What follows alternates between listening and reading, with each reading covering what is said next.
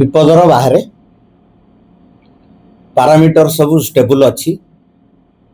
आमर जहाँ जो पारामीटर को लेकिन आम कहवा सुस्थता से गुड़िक सब ठीक अच्छी एवं 4 जन स्पेशलिस्ट देखुं मेडिसिन स्पेशलिस्ट सर्जरी स्पेशलिस्ट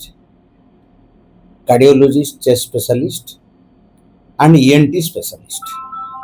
तांको हमें 15 नंबर कैबिन में रखी जहाँ स्थिति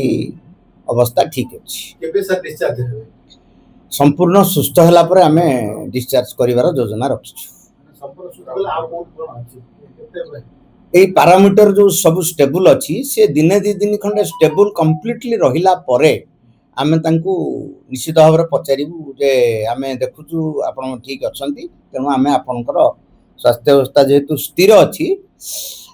आपन को आमे डिस्चार्ज करिया चाहूछु तापर डिस्चार्ज कर कोन सर हेतिला तांकर जहा इठिक आसला बेल को जहा थिला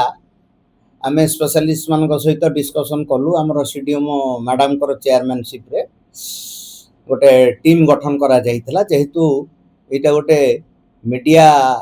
एवं पब्लिक अट्रैक्शन गोटे बड़ पेशेंट थिला ये एवं जने जनप्रतिनिधि मध्य से दृष्टि हमर गोटे जरूरीकालीन मीटिंग डका जाइथिला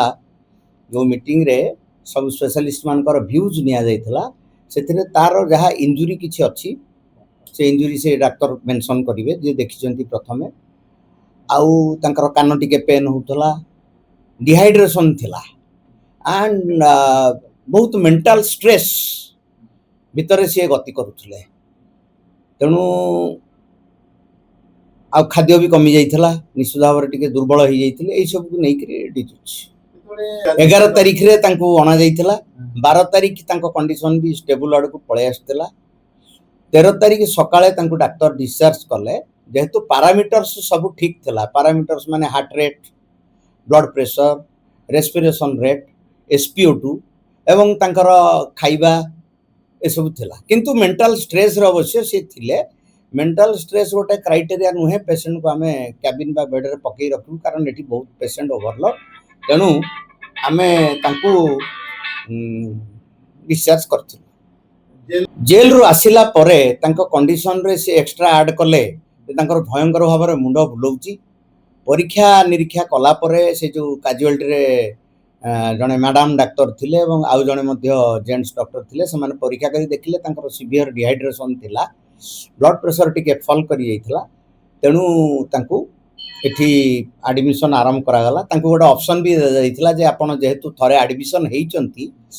एवं आपनकर अवस्था आउ टिके खराब हो जाइछि डिस्चार्ज बेल को भल थिले एबे पुनी 6 घंटा भीतर आउ टिके खराब हो जाइछि स्थिति टिके बिगड़ी जाइछि